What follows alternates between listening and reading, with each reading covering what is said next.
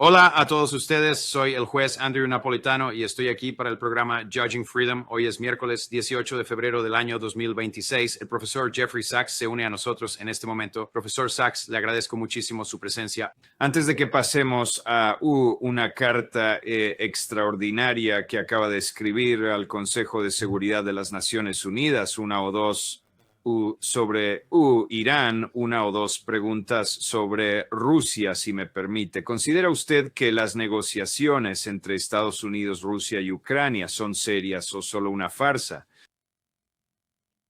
Bueno, son serios en cierto modo, en el sentido de que creo que a la administración Trump en realidad le gustaría que esta guerra terminara, pero no son trascendentales porque no están siendo gestionadas competentemente por el lado estadounidense. Trump, sabemos, es una persona inestable, voluble, con poca visión de futuro, y lo que tenemos no es diplomacia o negociaciones reales, sino un proceso muy caótico y extraño en el que Trump solo quiere quedar bien en cualquier momento. Y eso significa que hay simplemente una gran improvisación en las acciones que se realizan en el día a día. Un día Trump dice, sí, vamos a terminar la guerra y estamos de acuerdo con la posición rusa, y los acuerdos se alcanzaron en Anchorage, Alaska. Entonces llegan los europeos o Lindsey Graham interviene y dice, no, Putin es el mal, tenemos que hacer algo. Sí, Putin es el mal, vamos a castigar a todos aquellos que traten con Rusia, y es que es tan insignificante. Trump, por supuesto, no tiene la capacidad ni la competencia para explicarle absolutamente nada al pueblo estadounidense. No es capaz de detallar cuál es el compromiso de Estados Unidos, cuáles son los intereses de la nación, cómo se originó esta guerra y cómo podría llegar a su fin. Y por lo tanto, porque Zelensky y su camarilla gobiernan por decreto en un sistema masivamente corrupto, no quieren que la guerra termine. Y Trump no parece comprender o tener el conocimiento suficiente, o ser lo suficientemente constante, o tener la capacidad de atención necesaria para realmente llevar a cabo lo que sería bueno para él políticamente. Entonces, si me preguntan si realmente están hablando en serio, pues sí, existe una forma clara y definida para que esta guerra llegue a su fin. De hecho, hay cuestiones muy concretas que deben abordarse y soluciones muy específicas que podrían implementarse para ponerle un punto final a este conflicto. Y si tuviéramos un presidente verdaderamente competente y capaz, él mismo se encargaría de explicar todo esto de manera transparente y sin rodeos a la nación. Existe el problema de la expansión de la OTAN. La ampliación de la OTAN fue en realidad una muy mala idea, y estamos poniendo fin a esa idea porque significaba una situación de inseguridad para la parte rusa. Esto es algo muy sencillo de decir. Bueno, por pause, existe la cuestión de qué tipo de seguridad se necesita. Pause y la seguridad, obviamente, debe ser seguridad para Ucrania, pause y seguridad para Rusia, pause para que no tengamos un detonante que provoque otra guerra. Pause. Eso se puede explicar. Y luego podemos abordar la cuestión del territorio y analizar a fondo la historia de esta disputa territorial, y así comprender si hubo honestidad por parte de un presidente que pudiera explicarle al público la verdadera razón por la que existe una disputa territorial.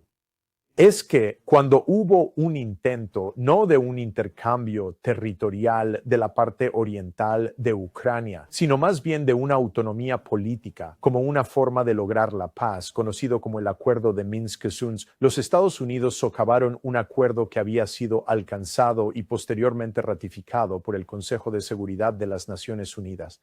Lo que quiero decir, juez, es que un presidente consecuente, con conocimiento y capaz, podría poner fin a esta guerra, explicando claramente los parámetros, las condiciones, la perspectiva estadounidense y los términos bajo los cuales este conflicto debería terminar. Y cuando se presentan todas esas mentiras y las todas las demás presiones que se encuentran por todas partes, ya sea del complejo militar industrial o de Silicon Valley, que siempre quiere probar más sus drones, o de Zelensky o de cualquier otra cosa que se presente, un presidente que sea capaz podría explicar claramente, no, nosotros somos los que respaldamos esto. Esto va a terminar porque sinceramente necesitamos la paz. Trump, en mi opinión, hasta él mismo lo cree y le convendría muchísimo desde el punto de vista político, pero hasta ahora no ha demostrado la capacidad necesaria para poder lograr. ¿Le asigna alguna importancia a la llegada de las mismas negociaciones trilaterales de las que ha estado hablando del viceministro de Asuntos Exteriores ruso como negociador principal, o confían los rusos en los americanos?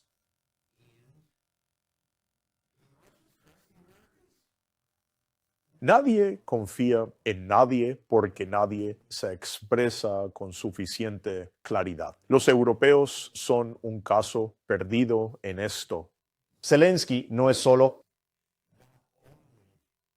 un comediante poco gracioso y superado por la situación, pero él está al frente de una cábala que probablemente podría eliminarlo o intentar eliminarlo si intentara hacer otra cosa, como firmar un acuerdo al que accedió en marzo de 2022 que Estados Unidos detuvo en ese momento. En otras palabras, no es una situación de confianza porque no hay madurez en este proceso. No hay las condiciones para la confianza. La confianza consiste en poner los problemas claramente sobre la mesa. Explicas a tu propia gente de qué tratan estas cuestiones. Explicas cómo nos metimos en este embrollo, lo cual, si Trump realmente no quería asumir la responsabilidad de la guerra, tenía razones de peso para explicarlo. Fue Obama quien de hecho contribuyó enormemente a la gestación del golpe de Estado de febrero de 2014 y de forma muy imprudentemente dio su respaldo al golpe que instaló todo un grupo rabiosamente pro-OTAN que creó las condiciones para la guerra y que no logró implementar los acuerdos de Minsk. Trump se salió con la suya, pero simplemente no estamos al nivel de sofisticación necesario en un embrollo tan complicado como este para que ellos puedan encontrar una salida. Así que no creo que sean puramente intereses creados o mentiras lo que mantiene esto en marcha. Creo que es incompetencia. ¿Respeta Estados Unidos la Carta de la ONU que ellos mismos redactaron? Claro que no, por supuesto que no, en absoluto. De hecho, el señor Stephen Miller, a quien se le conoce como el cerebro de la Casa Blanca, aunque eso es bajo alguna definición bastante extraña, dice abiertamente que esas son meras nimiedades, que eso no tiene ninguna importancia. La Carta de la ONU no significa absolutamente nada. Es solo el poder es lo que cuenta. Ese es el lenguaje del fascismo. Ese no es el lenguaje de la democracia, que se apoya en el Estado de Derecho, que se fundamenta en el imperio de la ley. Y la idea de que existe un Estado de Derecho internacional sería una gran sorpresa para la mayoría de los presidentes estadounidenses durante más de 2 siglos, quienes sí entendían los tratados y se preocupaban por ellos. Y la Carta de las Naciones Unidas es un tratado que el Senado de los Estados Unidos ratificó oficialmente en julio de 1945. No es simplemente algo que se nos mostró de pasada o sin mayor importancia. Fue redactado en su borrador inicial por los Estados Unidos bajo la dirección y el liderazgo del presidente Franklin Roosevelt. Fue negociado por los Estados miembros fundadores de las Naciones Unidas y luego fue ratificado por el Senado de los Estados Unidos. Y eso lo convierte en la ley suprema del país bajo la Constitución de los Estados Unidos. Pero, ¿es que acaso los Estados Unidos demuestran algún respeto por la Carta de las Naciones Unidas? No, la verdad es que no. No lo han hecho ni por un solo momento, en ningún caso. ¿Qué tan destructivo, qué tan perjudicial fue el acto de la retirada de los Estados Unidos del acuerdo nuclear con Irán, el JCPOA, por parte de la administración Trump? Se han presentado algunas cuestiones, que giran en torno a la preocupación de que Irán pueda llegar a adquirir un arma nuclear, y esas inquietudes, de hecho, se remontan a varias décadas atrás. Y los iraníes han declarado en repetidas ocasiones que, basándose únicamente en motivos religiosos y por mandato expreso de su líder supremo, no tienen como objetivo desarrollar un arma nuclear y han mantenido esa postura de forma consistente durante más de 30 años. Israel ha afirmado, y esto es especialmente Bibi Netanyahu, que el desarrollo y la obtención de armas nucleares ocurrirían en el plazo de una semana, un mes o un año, y él ha estado repitiendo esa afirmación desde el año 1996. Bibi Netanyahu está absolutamente uno de los mentirosos más detestables que existen en el mundo y uno de los más destructivos. Uno de los líderes mundiales que ha arrastrado a los Estados Unidos a las más terribles desventuras, más que cualquier otra persona, y se ha equivocado en este asunto durante muchísimas décadas. Pero el propósito fundamental de Israel ha sido derrocar al gobierno iraní desde hace décadas. Ahora bien, el JCPOA, el Plan de Acción Integral Conjunto, fue un acuerdo negociado entre Irán y los 5 miembros permanentes del Consejo de Seguridad de las Naciones Unidas, además de Alemania. Así pues, se le conoce como el P5+1, un acuerdo que fue alcanzado en el año 2015 y que habría puesto el programa nuclear de Irán bajo la más estricta vigilancia y supervisión de la Agencia Internacional de Energía Atómica y también bajo los términos del Tratado sobre la No Proliferación de Armas Nucleares. Y fue ratificado pocos días después de su firma por el P5+1 y de manera unánime por el Consejo de Seguridad de las Naciones Unidas.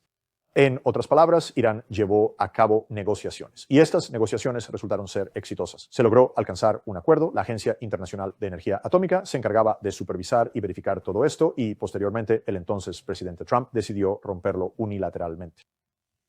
Esa es, en esencia, la historia fundamental. Esa es la narrativa que subyace a gran parte de los problemas que enfrentamos en el mundo. Los Estados Unidos simplemente no pueden aceptar un sí como respuesta. Estados Unidos no pudo aceptar un sí como respuesta después del 91 con Rusia. Exigió la sumisión de Rusia, derrocó gobiernos en la vecindad de Rusia, intentó la expansión de la OTAN contrario a las promesas. Y Estados Unidos no pudo aceptar un sí como respuesta con respecto a Irán. ¿Por qué es eso? Bueno, la razón abrumadora es el lobby sionista. En otras palabras, Israel dijo claramente, no deben negociar bajo ninguna circunstancia. No tengan diplomacia con Irán. Queremos derrocar al gobierno de Irán. Y Trump, respaldado financieramente por este lobby, rompió el JCPOA en 2018. Y Estados Unidos se queja todo el tiempo. Los iraníes no negocian. Los iraníes no están dispuestos a negociar. Los Estados Unidos, por su parte, no negocian con verdadera honestidad. Cuando logra negociar un acuerdo, entonces repudia su propio compromiso, ya sea la no ampliación de la OTAN o el tratado de misiles antibalísticos o un acuerdo que se alcanzó el 21 de febrero en 2014 con Yanukovych, que él se mantendría en el poder y que sobre esa base se celebrarían elecciones en Ucrania en 2015. Y luego Obama repudió eso al día siguiente. Así que el problema no es que Irán negocie. El problema es que Estados Unidos no solo no cree en la Carta de la ONU, ni siquiera cree en su propia palabra, lo cual es prácticamente inútil porque repudia sus propias negociaciones. ¿Cuáles son los riesgos estratégicos de iniciar un conflicto bélico con Irán, específicamente una guerra entre Estados Unidos e Israel contra Irán? Bueno, una de las cosas es un Armagedón nuclear. Eso es así de simple. Si Irán quisiera lanzarse a conseguir armas nucleares, probablemente podría hacerlo. Ese es un punto de partida. No ha querido hacerlo. Pero si fuera un peligro existencial de ser aplastado por Estados Unidos e Israel, ¿quién sabe lo que harían? O podría conseguir una bomba de otro lugar porque no escasean, por cierto. Y entonces el punto clave es que resulta verdaderamente increíble que Trump piense que puede decir que Irán no se toma en serio las negociaciones, cuando fue precisamente él quien unilateralmente rompió el acuerdo. Y el año pasado, mientras negociaban y el señor Witkoff y otros afirmaron, sí, estamos logrando avances, entonces Estados Unidos e Israel bombardearon Irán 2 días antes de lo que se suponía que sería la 6ª ronda de negociaciones. Entonces, ¿cuál es la implicación de esto? La implicación es que Irán, un país de casi 100 millones de personas, con misiles hipersónicos, con uranio enriquecido, cualquier cosa podría pasar. No deberíamos jugar con la idea de un suicidio nuclear global y deberíamos sentarnos a negociar, pero no parecemos ser capaces de tener la madurez o los modales de adultos para negociaciones reales. Aquí está el ministro de Asuntos Exteriores de Irán, a quien estoy seguro ya conoces el martes después del segundo día de sus conferencias de Ginebra. ¿Por qué Estados Unidos y ciertos países europeos hicieron la vista gorda a las amenazas planteadas por el régimen israelí a la paz y seguridad internacionales, incluyendo sus capacidades de armas nucleares? Continúan presentando el programa nuclear pacífico de Irán como una amenaza a la paz y seguridad internacionales. El régimen israelí ha estado cometiendo los crímenes más atroces durante las últimas 8 décadas con total impunidad, desafortunadamente. En un periodo de menos de 2 años ha atacado a 7 naciones en esta región, mientras que más de 70.000 personas han sido masacradas en Gaza como parte de su genocidio colonial. No hay crimen que no haya cometido y no existe una sola línea roja que no haya traspasado. Señor, el presidente de los Estados Unidos y algunos estados europeos persisten en la imposición de sanciones ilegales, amenazas militares, la adopción de posturas forzadas y la emisión de referencias explícitas al posible uso de la fuerza por parte de los Estados Unidos, incluyendo importantes despliegues militares en la región.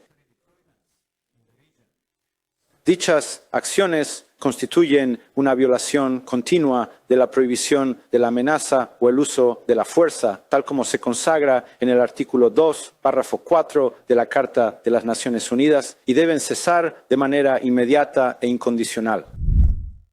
¿No tiene absolutamente toda la razón? Sí, absolutamente cada palabra es correcta. Y para aquellos espectadores que deseen consultar en línea la Carta de las Naciones Unidas, si se dirigen al artículo 2, párrafo 4, se establece claramente que ningún Estado miembro de las Naciones Unidas puede recurrir a la amenaza o al uso de la fuerza contra la integridad territorial o la independencia política de cualquier otro Estado, la amenaza de fuerza. Cada vez que el señor Trump publica algo en su red social, Truth Social, dice, más les vale andarse con mucho ojo porque tengo grupos de ataque de portaaviones que se dirigen hacia Irán. Ellos saben perfectamente bien lo que va a suceder. Ellos saben muy bien lo que nuestro ataque del año pasado realmente significó. Esas declaraciones constituyen una violación absoluta, directa y flagrante de la Carta de las Naciones Unidas. Lo que vemos son amenazas de fuerza. Sabemos que, por supuesto, esto va mucho más allá de simples amenazas de fuerza. Bombardearon Irán el año pasado y luego nuestro propio secretario del Tesoro, en un discurso que dio en Davos, o más bien en una entrevista que concedió en Davos con Fox Business el 20 de enero, explicó: fue apenas el mes pasado que los Estados Unidos deliberadamente aplastaron la economía, ejercieron una fuerte presión sobre Irán y provocaron la caída de su moneda utilizando sanciones estadounidenses para detener el flujo de dólares hacia la economía iraní. Aquellos que compran petróleo no lo están pagando en este preciso momento porque no pueden utilizar los mecanismos bancarios para transferir dólares a Irán debido a las amenazas de sanciones impuestas por los Estados Unidos. Y por esta razón hay una escasez de dólares. La moneda, por lo tanto, colapsó. Las importaciones colapsaron. El nivel de vida colapsó. Y la gente salió a las calles a protestar o a intentar derrocar al gobierno. Y sabemos dos cosas al respecto. Una es que hubo una fuerte infiltración de la CIA y el Mossad en esas erupciones callejeras. En segundo lugar, Bessent, el secretario del Tesoro de Estados Unidos, dijo, ese era el plan de Estados Unidos. Y cuando habló de las protestas por el colapso de la economía, Bessent dijo, las cosas van muy bien aquí. Así que debemos entender que esto no es diplomacia. Esto es una guerra, ya sea una guerra económica o bombardeos o el traslado de portaaviones hacia el vecindario iraní con amenazas de una guerra renovada. Todo esto es de una manera grotesca, sumamente peligroso, contrario a los principios de la Carta de las Naciones Unidas y completamente innecesario, totalmente si nuestro verdadero interés radica en la diplomacia pacífica, que por cierto no es lo que Israel desea. Israel lo que realmente quiere es que Estados Unidos se vea envuelto en un conflicto bélico. Y si llegamos a entrar en una guerra, agradezcan a Israel por esa situación, por el gran problema en el que nos veremos envueltos. Aquí está el animador del latido del tambor americano. Que como sabes, sé que viajas mucho, así que quizás no lo sepas, es omnipresente en los medios estadounidenses ahora mismo sobre lo peligroso que es Irán. Esto es absurdo incluso para mí decirlo, pero estoy citando a otra persona como una amenaza a la seguridad nacional para los Estados Unidos. Mira esto, pon el corte número 2, Chris. Creo que es muy importante para el pueblo estadounidense que entienda que es uno de los regímenes más hostiles y también uno de los más irracionales del mundo. No podemos permitir que gente así tenga el arma más peligrosa conocida por el hombre. Sería terrible para nuestra seguridad, sería terrible para el futuro de nuestros hijos. Ese es el objetivo del presidente de Estados Unidos y tiene muchas opciones y herramientas para asegurarse de que eso no ocurra. Todo está sobre la mesa. Ciertamente queremos que Irán deje de ser un estado patrocinador del terrorismo. Son uno de los mayores patrocinadores estatales de terrorismo del mundo. Hay muchas formas en que ponen en peligro la seguridad nacional de EU, pero la más importante sería si adquirieran un arma nuclear, y esa es la línea roja que el presidente de EU ha dicho siempre. Sí, claro, los iraníes dicen que no les interesa un arma nuclear. Sabemos de hecho que eso no es cierto. Han demostrado varias cosas que dejan claro que están interesados en adquirir un arma nuclear. Nuestro objetivo es asegurarnos de que eso no ocurra. Y de nuevo, el presidente tiene muchas herramientas a su disposición para asegurarse de que eso no suceda. ¿Sabes qué es lo que realmente me molesta? Solo quiero que la gente, de una vez por todas, entienda y comprenda la magnitud de la increíble estupidez que caracteriza al liderazgo estadounidense, porque, al parecer, nunca somos capaces de analizar con claridad ni de planificar adecuadamente la forma de conseguir aquello que, con tanta vehemencia, decimos que queremos.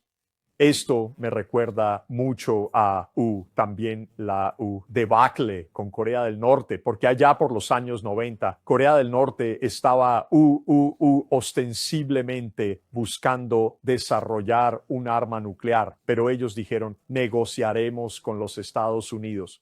Y las negociaciones continuaban. Y de hecho, habíamos hecho algunas promesas a Corea del Norte relacionadas con la energía nuclear con fines pacíficos y cosas por el estilo. Y cuando George Bush, hijo, asumió el cargo, junto con su asesor John Bolton, dijeron, no vamos a hacer nada de esto, no se puede confiar en ellos. Vamos a ejercer la máxima presión. Y por supuesto, el resultado fue completamente lo contrario de lo que ellos realmente deseaban. Corea del Norte se convirtió en una potencia nuclear significativa y la diplomacia se rompió. Y aquí esta gente está hablando de la línea roja, nada de armas nucleares. Sí, de acuerdo, ya lo tenían. Eso era el JCPOA. Eso es lo que Irán acepta cada día. Esa no es una línea roja difícil de negociar. No es una línea roja difícil de negociar. Se necesitaría una cantidad extrema de incompetencia, pero no lo descarto para no lograr negociar eso. El problema es que hay un grupo significativo en el gobierno de EIU y en el liderazgo israelí que no quiere negociaciones. quieren un cambio de régimen y también desean la hegemonía militar israelí sobre toda la región de Oriente Medio. Eso es muy diferente. Tú, en cambio, quieres negociaciones exitosas con una línea roja clara y eso ni siquiera es difícil porque los propios iraníes están de acuerdo contigo.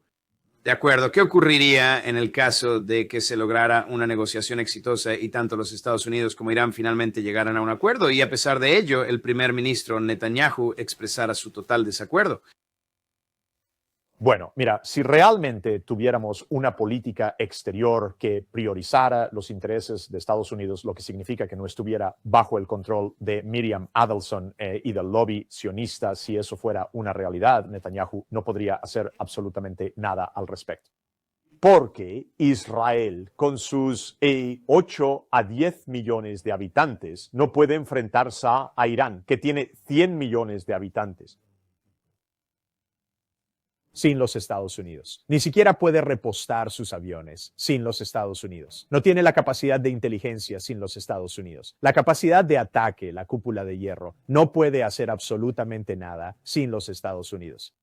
Así que si tuviéramos un gobierno estadounidense que dijera, es de nuestro interés que Irán no obtenga armas nucleares. Y de eso se trata el Tratado de No Proliferación Nuclear. Por eso existe una agencia internacional de energía atómica para supervisar todo esto. Por eso se van a tomar medidas para asegurar que Irán no tenga la capacidad de hacer esto bajo un monitoreo riguroso. Primero, eso se puede lograr absolutamente. En segundo lugar, Netanyahu no podría hacer absolutamente nada sobre este asunto, si fuéramos realmente consecuentes.